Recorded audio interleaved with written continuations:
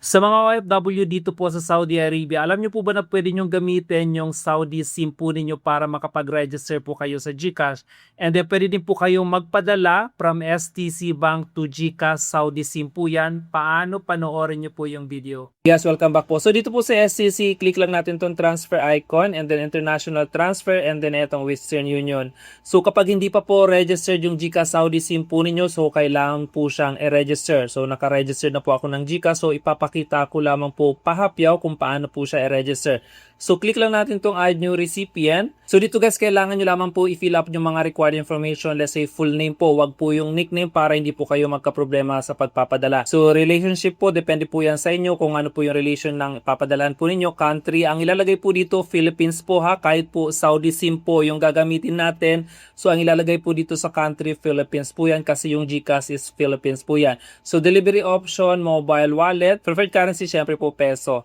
And then dito po i-fill up lang natin yung mga required information. Let's say GCash popular po, then receiver mobile country code. So hanapin po natin dito guys yung Saudi Arabia po, hindi po Philippines ha, kasi gamit po natin is Saudi SIM. So hindi na po mahanap yung Saudi, nawala na po yata yung Saudi Arabia. So ito po guys yung Saudi Arabia 966 and then receiver mobile wallet. So dito guys, napaka-importante, dapat wala po kayong mali rito sa information dito. So mobile wallet, syempre GCash po.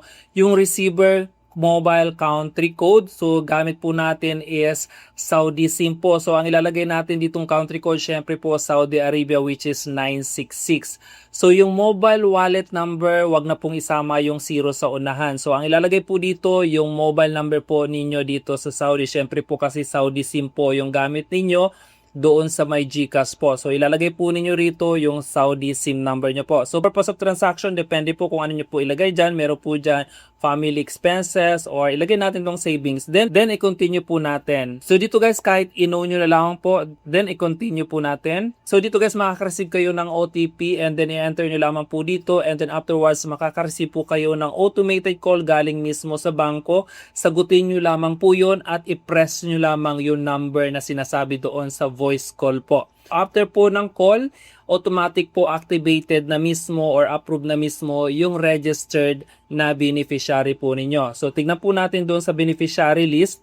So dito sa beneficiary list, ito po yung aking GCash Saudi SIM. Tignan po natin yung details. So dito guys, ito po yung aking mobile number, ito po yung receiver mobile country code 966. Then kung approve na po yung status, pwede po kayo mag-transfer immediately ng pera. So may charges po yan, same lang po sa GCash Philippine SIM, yung Saudi SIM na padala. So yun lang guys, ganoon lang po mag-transfer ng pera gamit po ang STC Bank to GCash po. So far, ang alam ko po, STC Bank pa lang ang pwedeng makapag-transfer sa GCash Saudi SIM po. So yun lang guys, sa mga tatanong, this is for your information.